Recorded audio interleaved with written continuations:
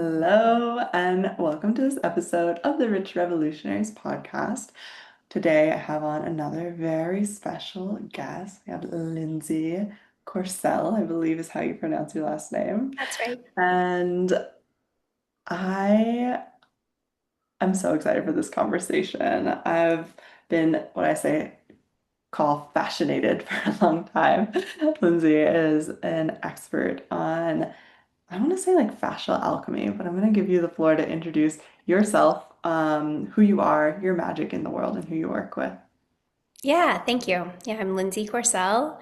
I am a myofascial release therapist. I have started to call my work Fascia Alchemy. I've always had a business with the name Alchemy in it for like the last 15 years. So it's been that's been my word even before it became like really, really popular.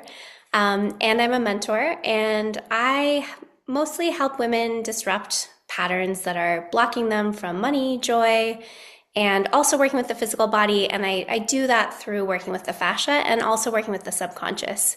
So there's some clients that come and see me that have totally physical problems, and I'm a pelvic floor therapist, so I do internal pelvic work. I love working with women's bodies, but starting to do more of this kind of deeper pattern disruption and really help people break through their limiting subconscious beliefs. Mm, I love it. There's so much depth to what you do and dimensionality. And I'm curious to kind of take it back to when you first connected with this like alchemist archetype within yourself. Yeah, that's a good question. Well, I feel like it happened with my husband. We started a vegetable farm together in 2010, and my husband kind of channeled this idea of, and we called it Alchemy Gardens, and it was all about, planting seeds. And just really, when you think about the magic that is within a seed, it's so cool. Like the fact that we are nourished through food that grows from seeds when they're so tiny. And like once we were gardening and farming, so many different beautiful seeds, so many different types of seeds, and all these things. So it was really like turning it into better than gold, turning these tiny seeds into better than gold nourishment. And then when I started my own myofascial release business, my bodywork business, it just totally made sense to me to continue with this theme of alchemy because locally, people are like, oh, they're alchemy, they just kind of like called us alchemy. And I love the idea of like transmuting our traumas into joy and wealth and all the good things like that. So I feel like I've always loved that idea of just kind of going really deep and having that transformation. And it's just stuck with me. And like anytime I've tried to even kind of get away from using the word alchemy, I'm like, no, it is so right for what I believe in the world and what I want my work to do. So I've just continued to use it all the time. Hmm. I love that. I also love that you have these like roots in actual nature, and it's been my redirection, like rebrand for this year is really bringing a focus into the in-person connections and land-based projects and people who are on the wavelength with that. It's a very different relationship dynamic than if 100% of your attention is on building an online business. So yeah. And then another thread I want to explore there is when we're talking about alchemy in my world, I have this concept of life alchemists, and we shared some DM exchange where you're saying, and your world is the whole life alchemy. And I want to hear the seeds of what transformed into your calling to be of service through body work. Like, what has your life experience been to bring you to that? Yeah, I would say the biggest kind of evolution of who I am came through my childhood patterns, and then and basically that was that I grew up with a mom and dad who both were very loving and expressed their love to me, But my mom and dad split up when I was 4, and my mom remarried my now ex stepdad, who was verbally abusive and just pretty toxic. And she and my stepdad had this really rocky relationship where every year from the time we first moved in with him when I was, I think, 5, and then every year until I was 11 or so, we would move in with him and then move away and move in with him and move away, like every single year, Mm. multiple times moving. And so I just had really not a lot of stability in my life. I had the stability of having parents who told me that they loved me and expressed that, and I felt cared for. So it wasn't that I didn't have that, but just all of that moving around really kind of set me up to not feel safe in stability. And so then when I finally, many, many years later, my mom eventually left my stepdad. It was kind of a classic abusive relationship where like finally she left and stayed away from him when I was going into high school, and we moved far away. We moved from rural Kansas to suburbs of Seattle. And then after college, I met my husband. I met him in Maine. We were teaching at an ecology school, so we have this like environmental and earthy sort of rootedness together. And then after years being together, we decided to get married, and it was just like a month after our wedding, I just remember having this feeling of like, oh my God, I just want to leave again. Like, I just want to flee. I cannot settle into this stability. Like, as much as my conscious brain wanted to be in this life with him, and I loved him so much. I loved our community. I loved like everything that we were building, but my body was just rejecting that stability. And so I remember walking down to my mailbox, and I opened it up and got this brochure for myofascial release, which is the type of body work. And at that point, I'd already started down the path of becoming a massage therapist, just maybe a couple years before. And I found this brochure, and I was like, I think this is something for me. And actually, it's interesting. I realized many, many years later that my only ever experience with psychedelics was like around that time. And I had had this trip with psilocybin, with mushrooms, and I felt so alone. And it was just like actually not fun at all, the trip itself. But then afterwards, I really feel like the mushrooms kind of guided me to this to my calling.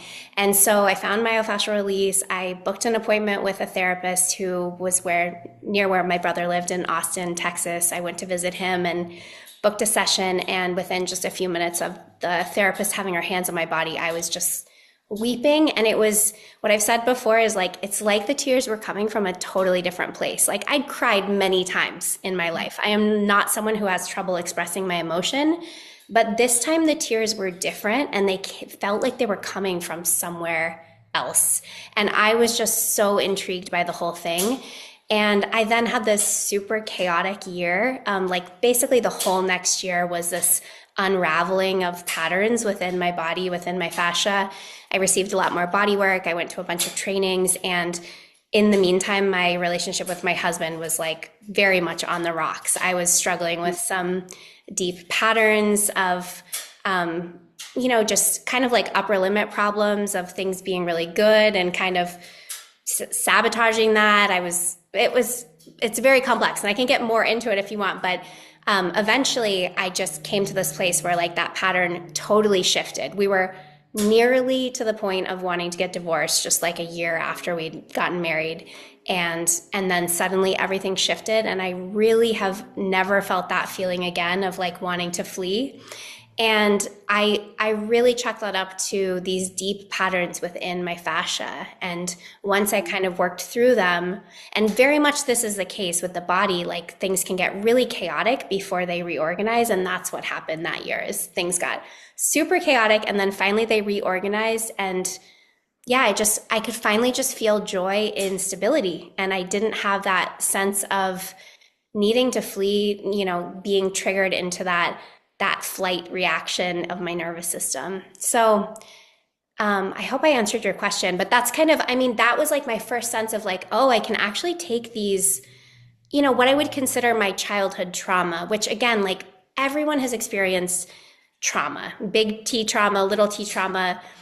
I was blessed to have family that loved me. You know, I've heard many worse stories of childhood than mine, but there was so much of that instability and that feeling of helplessness and really just getting to this point of yeah, having no control over my life because I was being moved around and things like that, especially in those early years, that for a while it was really weighing me down. And, you know, I was very angry with my mom, and I just had to work through a lot in my, I would say, early 20s. And then finally, I was able to alchemize. I was able to be like, oh, this is actually what brings me to my medicine in the world, you know? And it became so beautiful after that. So I love talking about it because I just want everyone to know that we can take any of our trauma and really transmute it and turn it into the most beautiful thing on the other side. Hmm. Mm. Thank you so much for that, like in-depth and vulnerable share. I love it when people are willing to really get into the details of their story and the why behind what the mission is and how it's come to be. My gosh, there's so much like richness I want to dive into there. But really like what you're talking about, this process of alchemy, of like taking these really rupturous moments. And it's interesting how when we're like talking about family, we like feel this need to put a layer of like, but they love me, but like all of these Yeah, things are there, right? I do the same thing. Um, and what I find is really important and actually allows our fascia to like relax is having spaces that allows us to be like, yeah, this happened and it sucked. totally. I You know, am dead like, stop.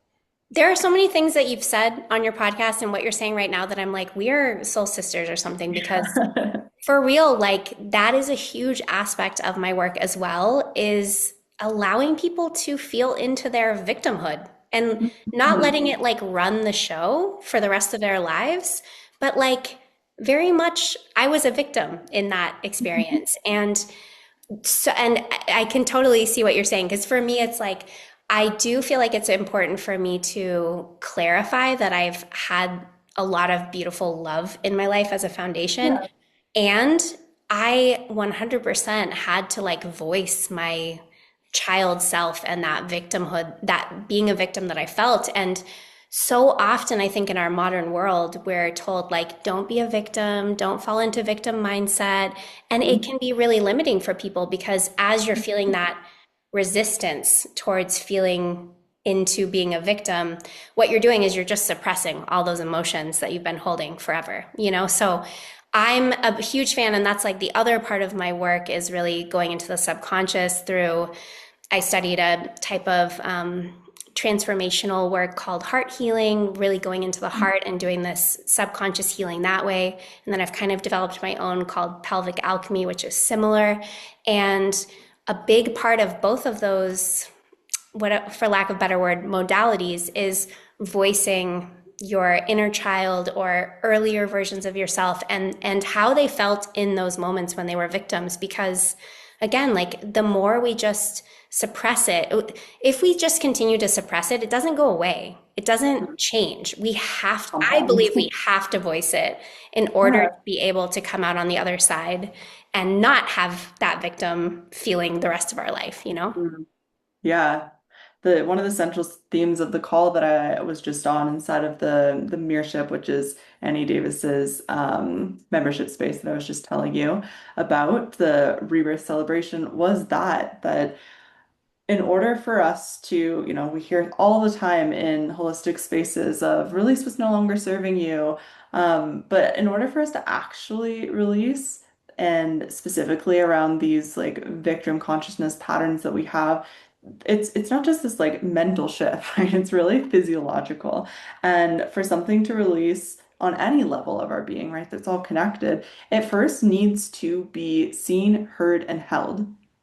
And Yes. something that I think is important to bring to the conversation around discernment when we're choosing a mentor, when we're choosing a space to grow inside of, is what are the unspoken agreements that exist in that space? And I was just kind of contemplating yesterday of the the difference in someone's operating system that in childhood was allowed to have tantrums and that wasn't, Yeah. right? And like I was allowed to have tantrums in my childhood. And so that has created this like deep layer that I've had the opportunity to work through and alchemize and become the person that I am today. And especially in our entrepreneurship journey, when our literal livelihood depends on this process of alchemy, when we're hitting those upper limits, there's there's a depth to the unraveling, and you're saying that your experience with your husband that year after marriage is really complex, and I do want to get into the complexities Okay. of what that was for you to pull back the curtain and invite people into a perspective that they may be able to recognize themselves in. Yeah, for sure. I'm happy to go into it. Mhm. I'm trying to think of when I've talked about it really in depth. Maybe just on my own kind of programs, but yeah. So basically, I would say the biggest thing that started happening as I was unraveling those patterns is that I started to create a lot of instability in my life. And that is, that was like the norm for me was as I Mm. was growing up was instability, not stability. My husband is like the most stable, earthy sort Mm. of, like he's just so grounded. The gardener. He's a gardener. His family goes back 7 generations here. He's like very rooted where we live. And so what happened is we had a few farm apprentices on our vegetable farm. I was still helping with our vegetable farm. We ran it together at first, and then my husband kind of took it over and continued it for about 13 years up until a couple years ago. And then he kind of shifted his work as well. He's a clinical herbalist. Mm. But we had a few apprentices on our farm, and one was this man. I mean, I feel like I was such a child then, but I was in my 20s, Mhm. late 20s actually. And this man was in his mid 20s, and as soon as I met him, I remember telling my husband like I love him, but like as a brother. Like I really like there's something about him that I just really enjoy being around. Like he was really funny. I felt like it brought out a lot of my like inner child, and I wanted to like dance, and we just had a really fun time together. Um and we would work together. And so this is where like I feel like things got kind of messy. There was no like cheating per se, but I started to develop more of like an emotional attachment to this other Mhm. man. And then I started to be like out of integrity in my relationship. Like I was, just being like sneaky, kind of lying, not kind of lying, doing things that were, like not cool, like at all. Like my husband and I now, we have a very honest relationship, and that's the way it needs to be for us. But Mhm. at the time, it started to get really messy. And also, this man was like kind of mentally unstable, which was interesting to me because it reminded me of my stepdad. It's very strange. Mhm. Like, and my mom and stepdad had been split up for a long time at that point, but it was almost as if I was like recreating this pattern of Mhm. what my mother maybe was attracted to, or Mhm. I was definitely hitting the upper limit in my life, and then like the easiest way to blow things up in and make things unstable was to create an attachment to a man. Like that was just the easiest thing for me to do, I feel like. So there was a lot of trauma for my husband in this stretch of time. Mhm. Like as much as I told him from the beginning, like, I really care about this guy, there was this guy, like, ended up in the hospital. Mhm. Like, he was on medications. Like, it was such a mess. And my husband really got to kind of like a rock bottom with it of just like, what are you doing? Like, why can't you like pull yourself away from this person? Mhm. Like, and we eventually like fired him. It was just a complicated mess. And then we totally like broke any sort of ties with him. Mhm. And And then eventually, like, I repaired with well, um, okay, let's see. Let me try to think back because it was a long time ago now. Um, I was basically like I moved out of my house for a short window of time and I was like seeing this other guy and then I was feeling like we were going to get divorced and then somehow like I think basically what happened is I got sick. I got like a cold and my Mhm. husband made chicken noodle soup and like brought it to the house where I was staying and took care of me and he just knew me and like got me and somehow there was like something deep inside me that was like, you know what? I'm fucking worthy of this nourishment. And like, I Mhm. don't have to be with a mentally unstable, like, we weren't together, this other guy, but like, Mhm.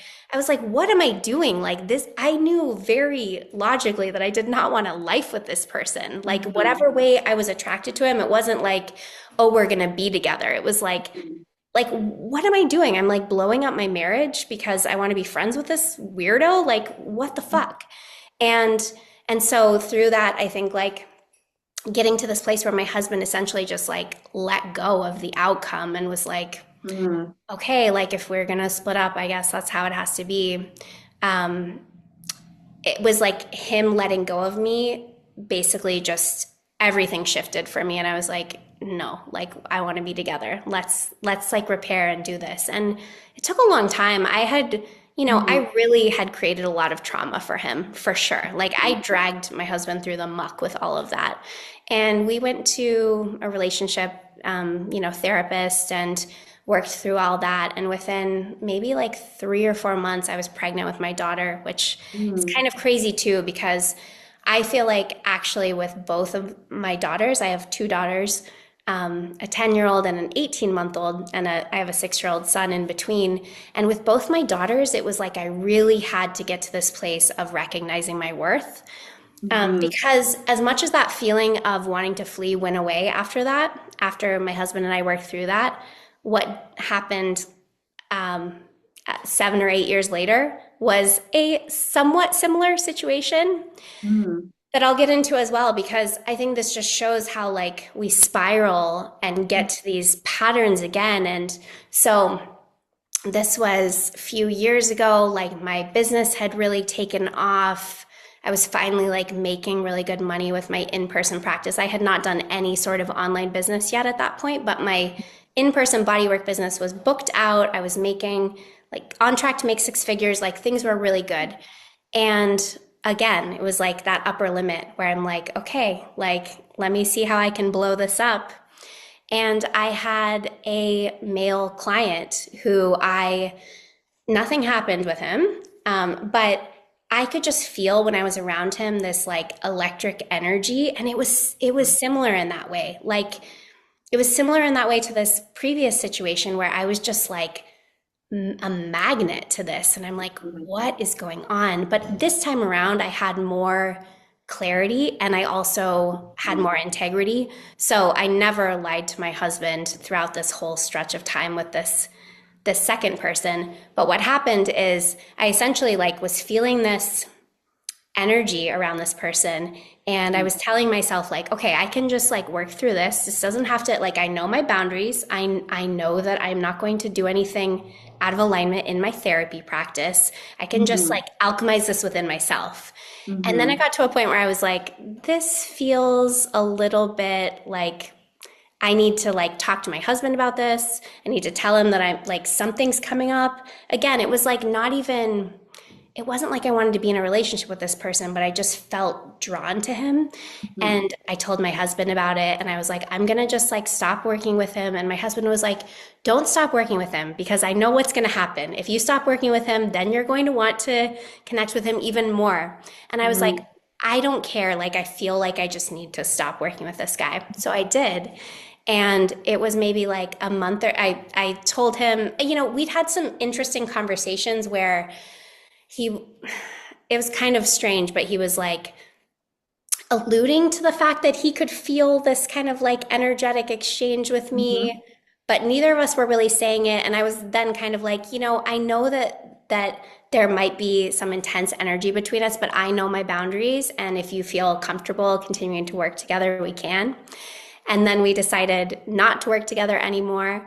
And at that point, maybe like a month later, there was a big, it's like a super moon, a full moon. And I woke Mm. up and I was like, I have to get in touch with this guy. And I Yeah. wrote him an email, and then for like the next 3 months, I told my husband I was going to reach out to him. I had like one or two phone conversations with him. And that's it. We didn't have any other communication. But what was going on in my house was like my husband and I were renegotiating our relationship again. My husband was having all this PTSD because there were these similarities. And I was being like, no, like I know that this is here for me to just learn something and I'm not going to do it the way I did last time. But like, just be patient with me because I don't know why I'm feeling attracted to a connection with this person. Mm. And I feel like this is getting to be a long story, so I'll try to wrap it up. But Okay. essentially, my husband and I were in all this inquiry. In the meantime, like our sex life and like our relationship was just getting like really fiery in a good way. So like we were having big arguments and we were talking about like, should we open up our relationship? Just all these big questions. And at the same time, like getting even closer and more bonded. And then there just came this point where I saw this ex-client in person just to have a conversation. Mhm. And as soon as I saw him, it was like, oh yeah, like this is exactly what this is an upper limit problem. I didn't have the language for that at this time, but I was like, oh, this is Mhm. entirely like only that and nothing else.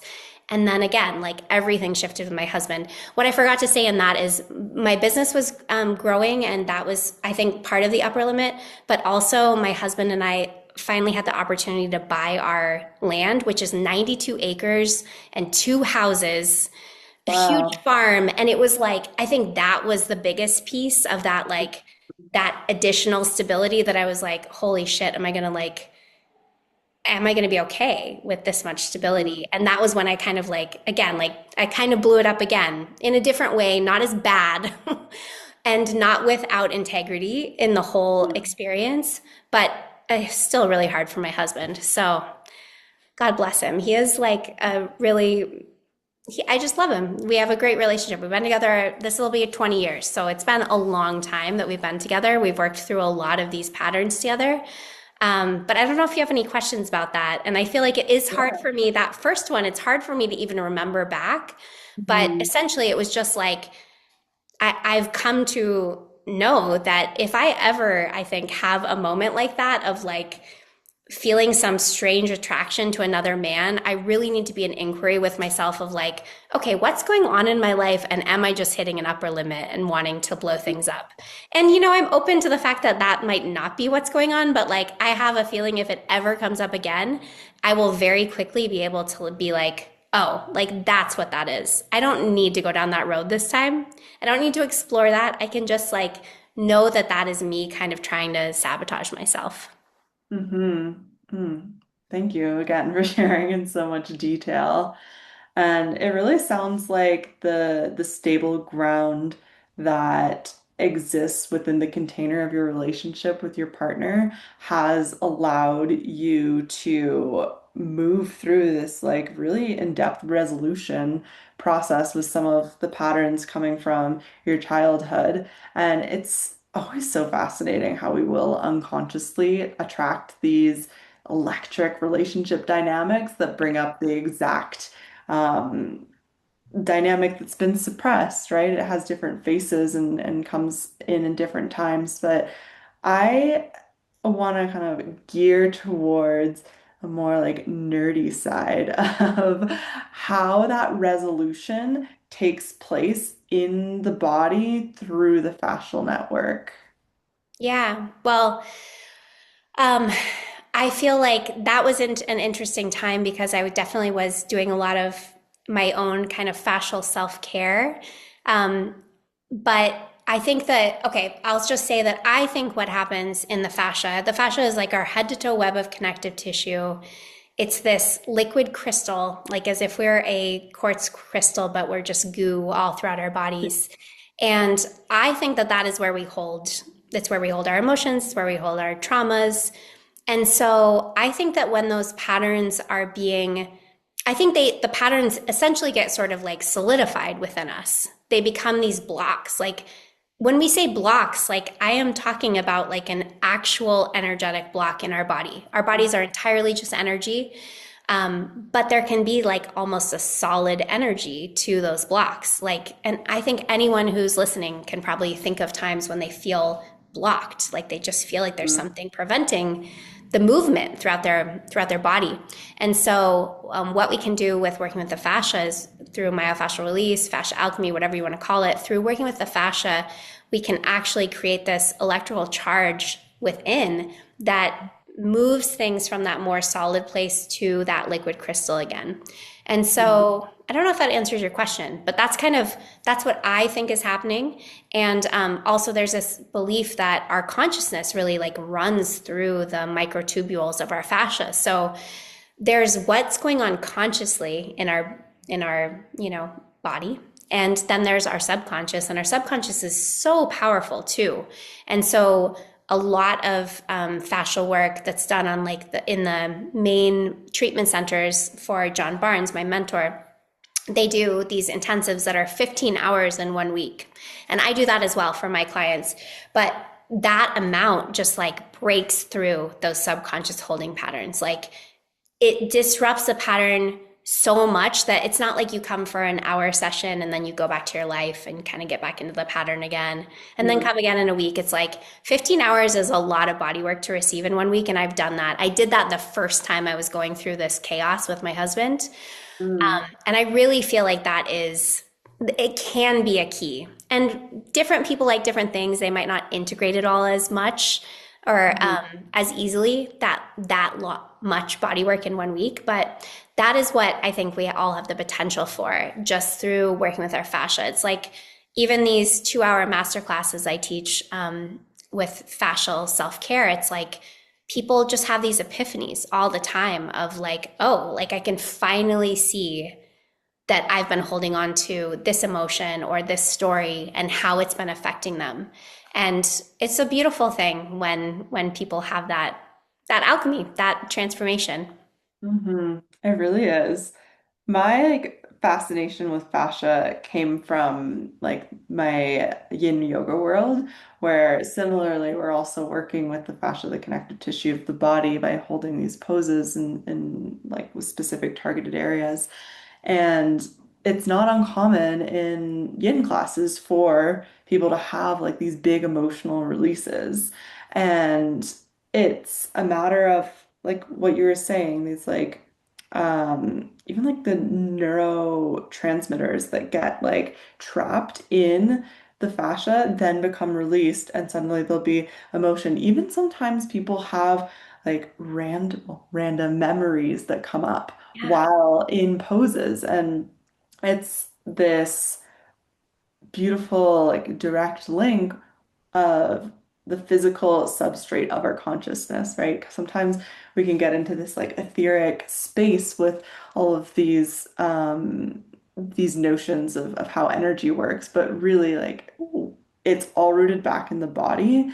And that's where I love to lead from. It's like, yeah, we can, have a mentorship space where we're talking about things, but it's kind of just like you said, we're gonna touch the pattern and then go back into our lives and continue to repeat it and then just to come back in this like same model of allopathic care of putting a Band-Aid solution on top of symptoms. Totally. Um,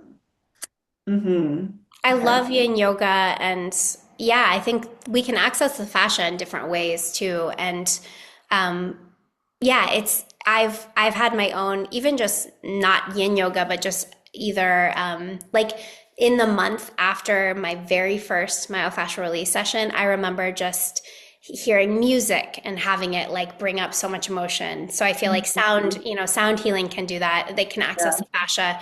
And I remember being in a yoga class. It wasn't yin, but it was just for whatever reason, like it just brought up so much emotion seemingly out of nowhere. And I think that's a really beautiful thing. It's like, it seems like it's coming from nowhere, but really it's been there all along, just being held, Mhm. waiting for us to have this openness and this ability to just let it move.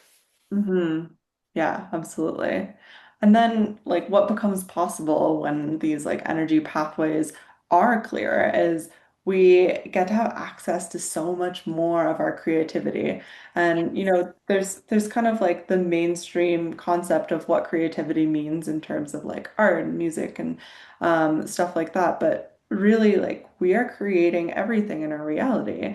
And so when we clear the channels, then there's this openness, this access to be like, okay, wait, how do I actually want to create my whole life ecosystem from my relationships to how I'm building my business and entrepreneurship?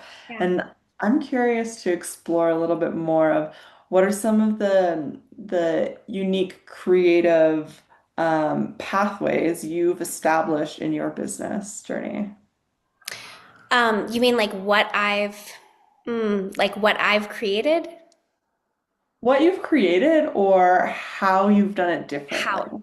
how I've done it differently. I feel like for me, the what I feel the most is that the pelvis is really kind of our creative center and our womb space. But I really feel like for me, that's been a huge opening is once I can let go of the trauma of my pelvic bowl, which at this point I feel, there might still be more processing, but like I've processed a lot through the fascia in my pelvic bowl. And that has really been how I feel like I've felt creativity flowing through my body. And it's come really I would say, like, I have bursts of different sort of creativity in my life.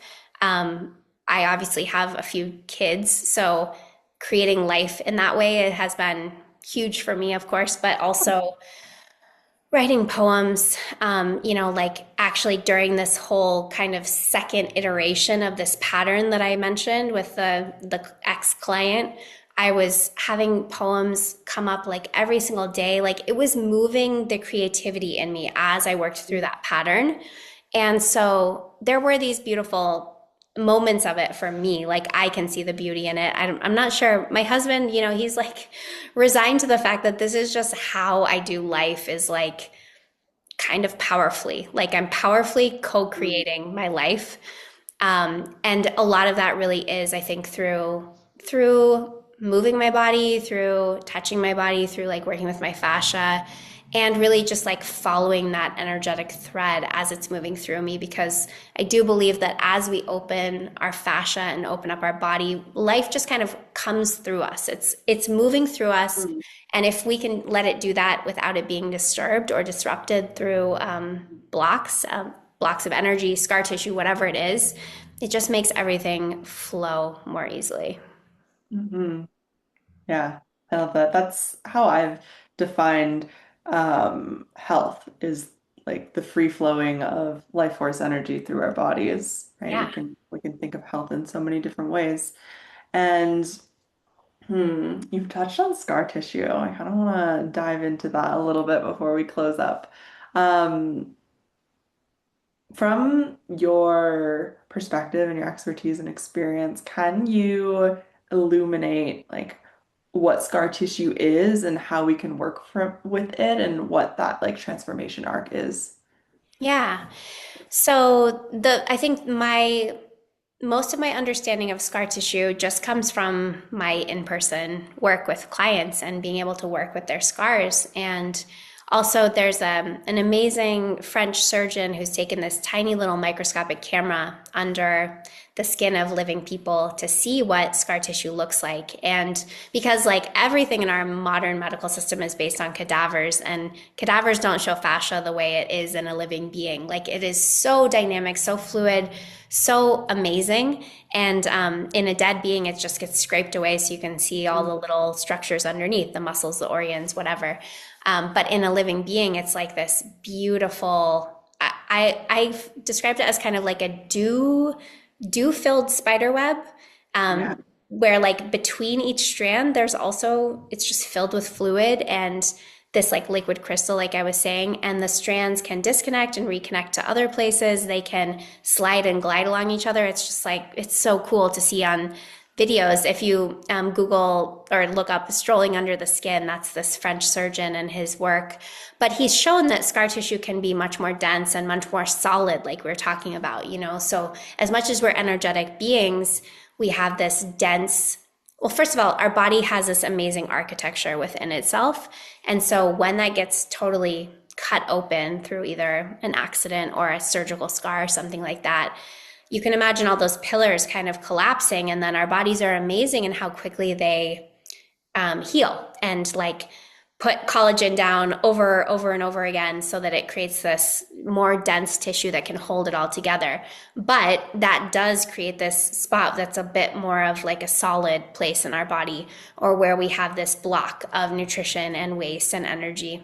And so the way I work with fascial scars is, or just scars, I would say, scar tissue is really just mostly letting my fingers just sink in very gently until they feel a bit of a barrier. And then I'll almost like trace a little circle and just kind of feel like which direction feels the most restricted.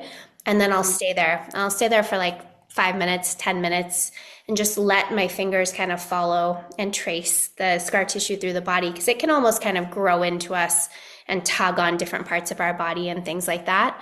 Um, and different, you know, there's different types of scars. Sometimes you need to actually like pull on the scar or use suction, like a cupping or something like that. But for example, like women who've had like a cesarean or something like that, very often will have pain in the back. And the reality is like our front and back of our body are so close together, and we think of them as separate, and like we feel the Yeah. pain in a separate place, but like it's all so connected. And especially with a cesarean, it's not just an external scar, it's the scar in our uterus and all those layers of tissue in between.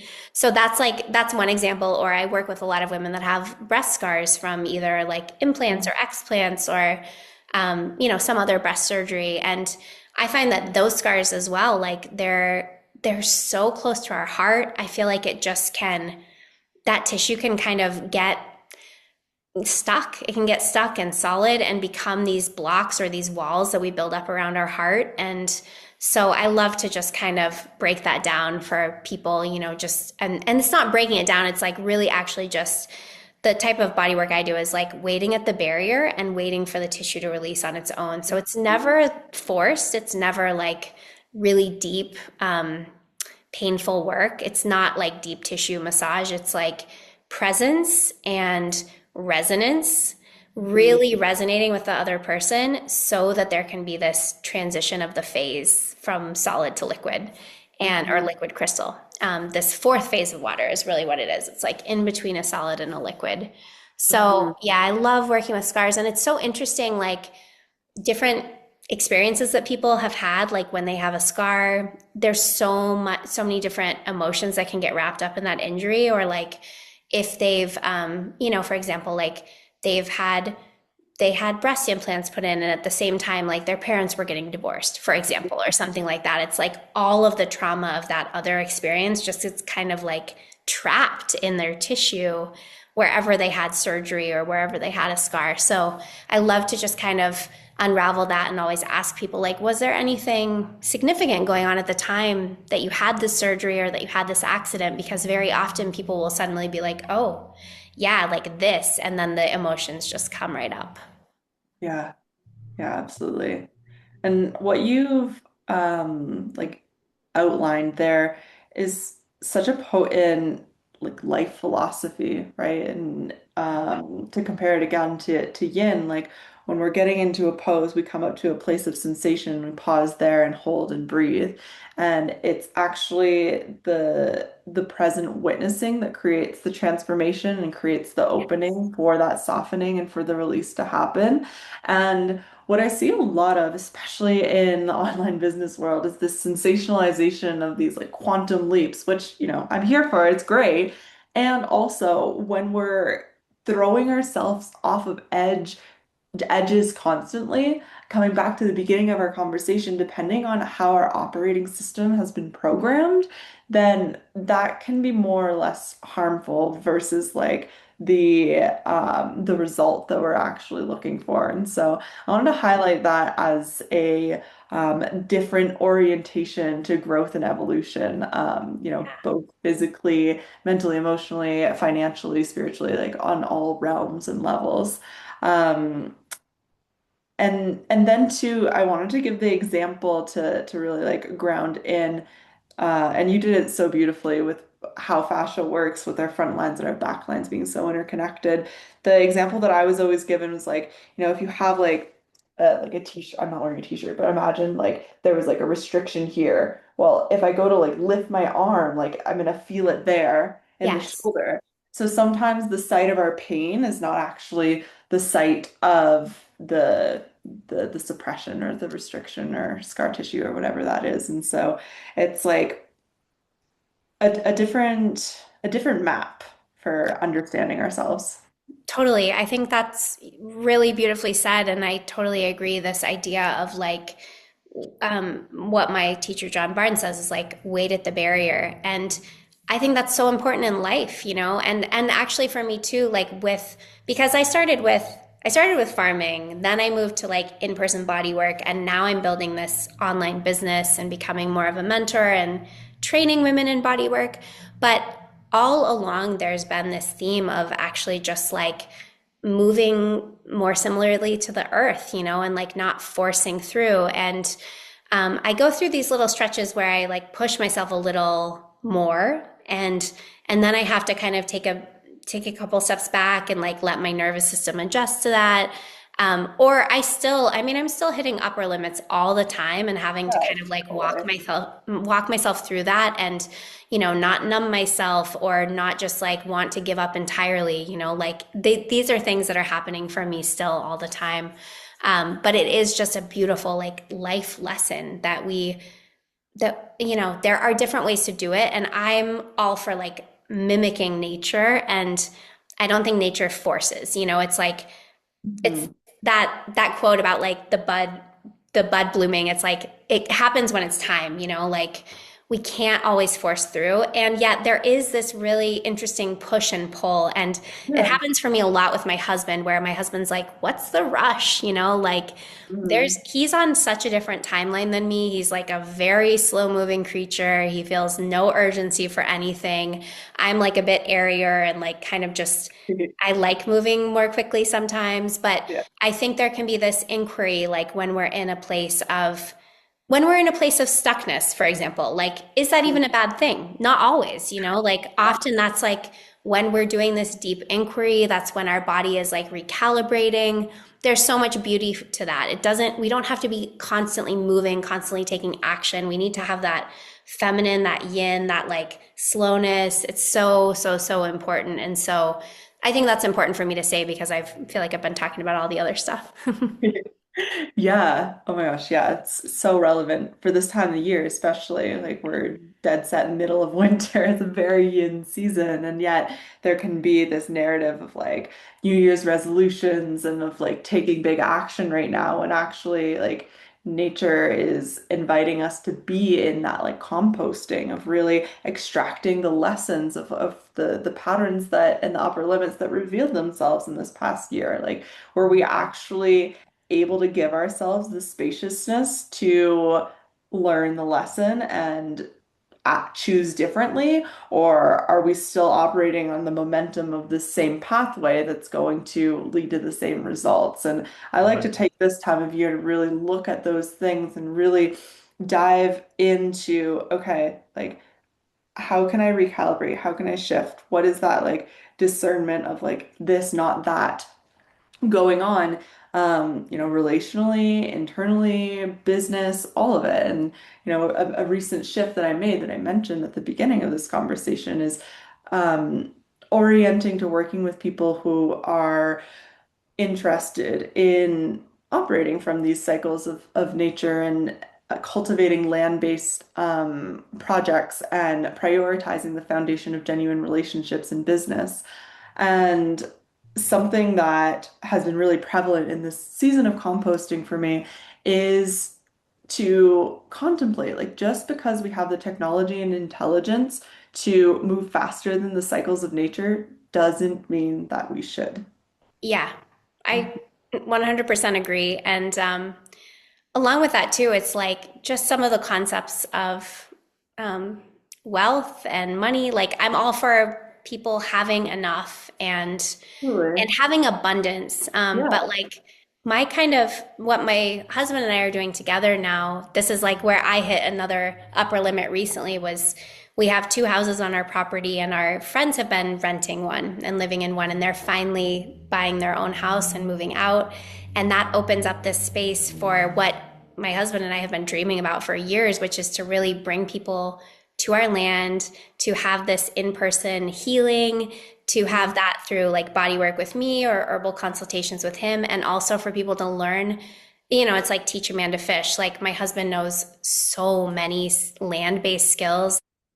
He knows how to garden, he knows how to make sourdough, sauerkraut, like all sorts of Uh, fermentation, food preservation, hunting, herbalism, like making herbal medicine, all these things. And so I again kind of hit an upper limit of like, oh man, are we gonna do this? Like, do we really want to do this? And we do, we really do. But like, that's really where it's at for me. Like, I do feel so blessed to live in a time when we can connect with women, or for me, it's women, when I can connect with women online. And yeah. I've made so many great connections. Just so many people that I'm like, I feel so blessed to be in connection and community with. Mhm. And it's not the same as in person. And like No. my in-person community, like there aren't a lot of people that are, there are certainly people on social media, but like my very immediate in-person community is not like very technologically savvy. Like a lot of my Mm. friends don't use these things. Like this is just kind of, I have a lot of models of that still, of like people that are living the non-technological life, which I'm Yeah. so grateful for, even though I am definitely like putting energy into social media and things like that. But it does bring me back to that, like life feels slower when you're not constantly on a computer or your phone. And that feels really important to me in this world, like really, really important. And to have that as an example, like my husband, he really hardly ever, like he has a cell phone, but you can never reach him on it. Like he never checks it, never knows where it is. It's That always like man's in a protecting his pocket. peace. Yeah.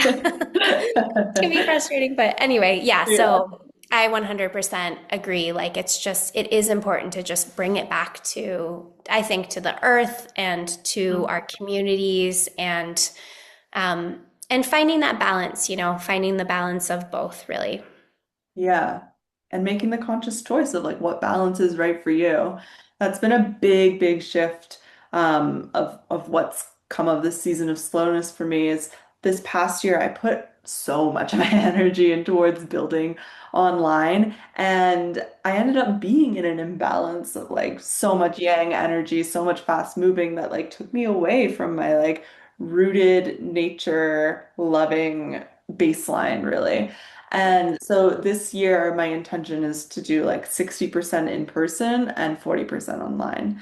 And I get to choose that, right? And it's aligned with my vision of what I want for my life. And the people watching, like you saw how lit up I got and excited about what you're sharing about your dream with your partner of exactly what you said, like teach a man to fish on your land. And that's part of my big vision of land-based projects. And really like in-person, land-based developing models of community that rebuild the village. And so um, tending to in-person community is going to be the pathway to achieve that, to bring that into fruition.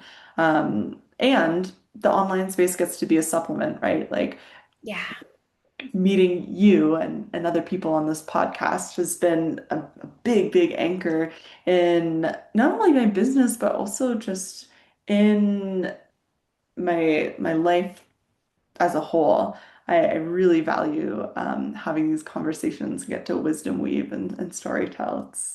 Yeah, one of the highlights of my life. I love that So so much. yeah. I want to open up the floor now for you to tell people what you have on offer, or what's coming and invite them in. Yeah. Well, I think by the time this airs, I right now I'm doing a 21-day event, which is Mm. called Treasure Chest, and it's all about working with the fascia of our chest, our breasts, and our shoulders, just this whole kind of area of our bodies and our hearts.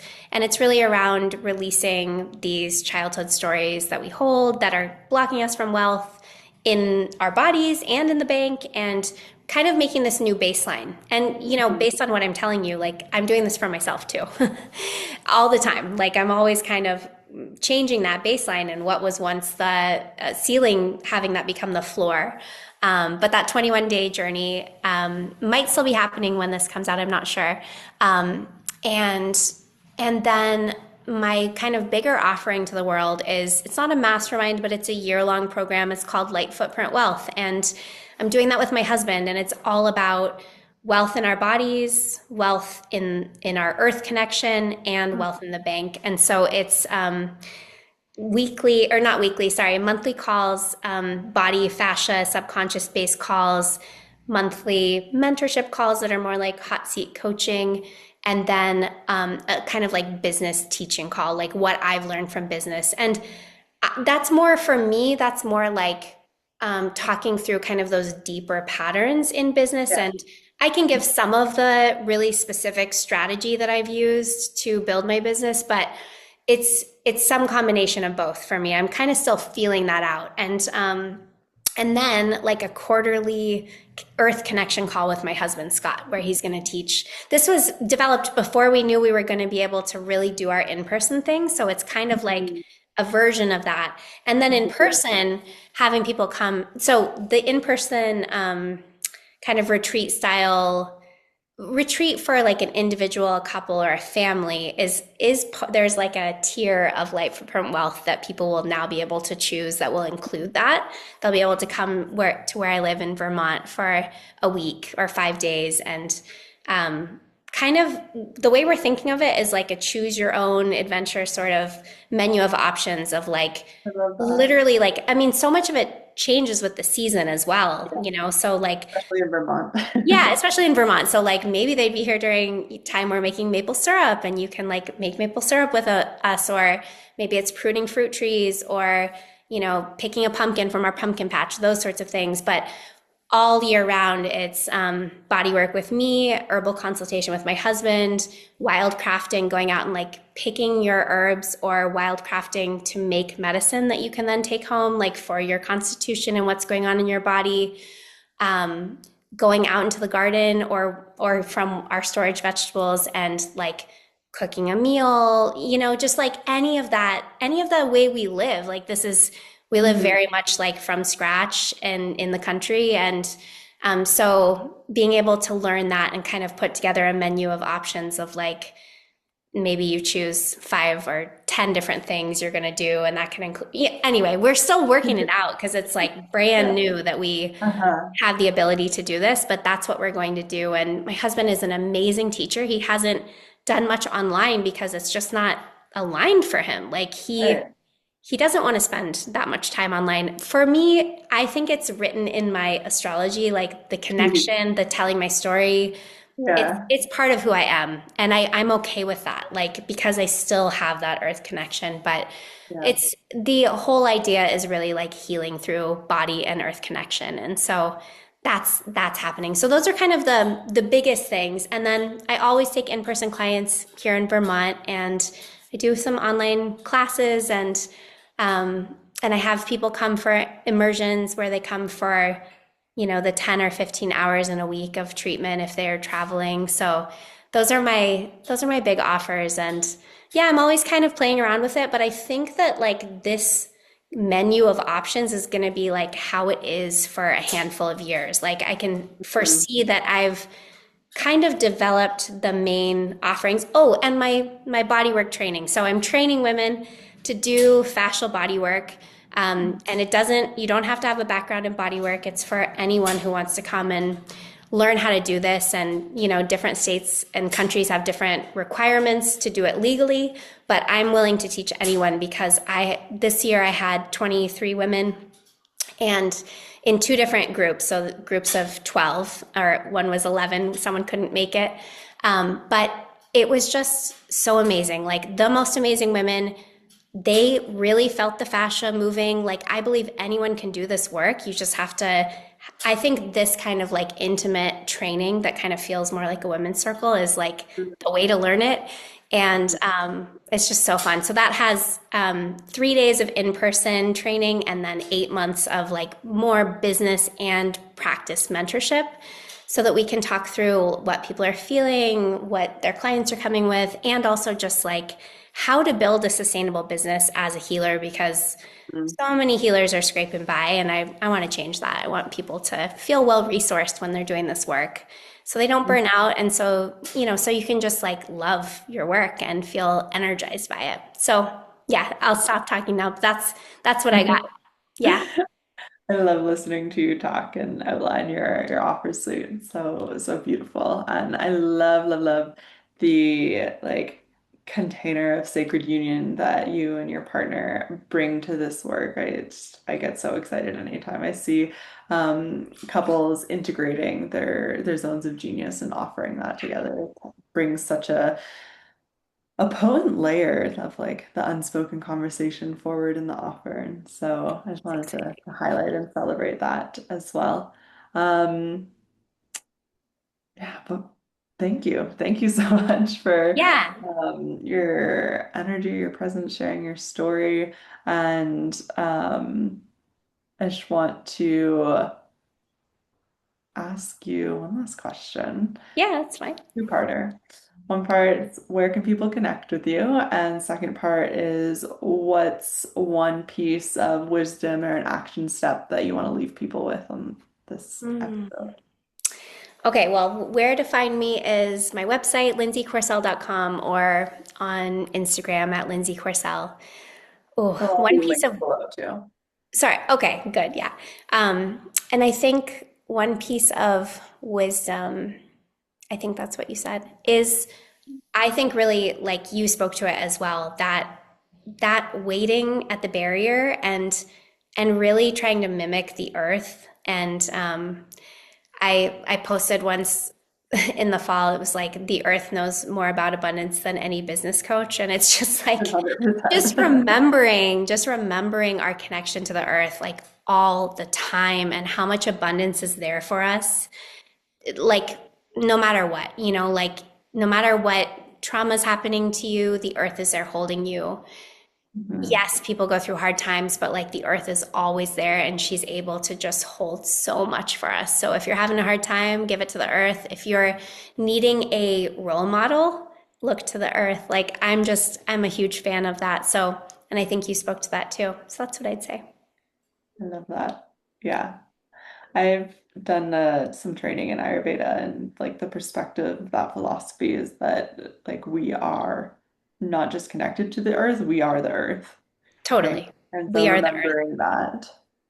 Hmm. Yeah, totally. I had a day, I'll just mention really quick, Yeah. where I was working in our greenhouse in the spring and I'd had a lot of in-person body work. And so I'd been like inside a bunch and I was in the greenhouse and I was like, this thought came in. It was on Earth Day and it was like, when I touch my body, I touch the earth. And I was like, yes, like, and it turned into a little bit of a song, but it was like just so clear to me, like, absolutely, we are Earth. Yeah, 100%. Mhm. Thank you for leaving us with that. And thanks Yeah, again. thank you so much. I wish I had a podcast because I would really like to interview you, but I don't have a podcast. But I want to ask you more questions. Check Yeah. out your solo episodes. Yeah, I actually only have one solo episode up now. There's a few that are coming up, but I also kind of have like an offer brewing in the consciousness lab for people who want to launch podcasts. So I'll reach Ooh, out to you okay. as well and kind of Cool. leave that cliffhanger to close this episode out. Thank you again, and thank you to the listeners. Thank you so much. Mhm.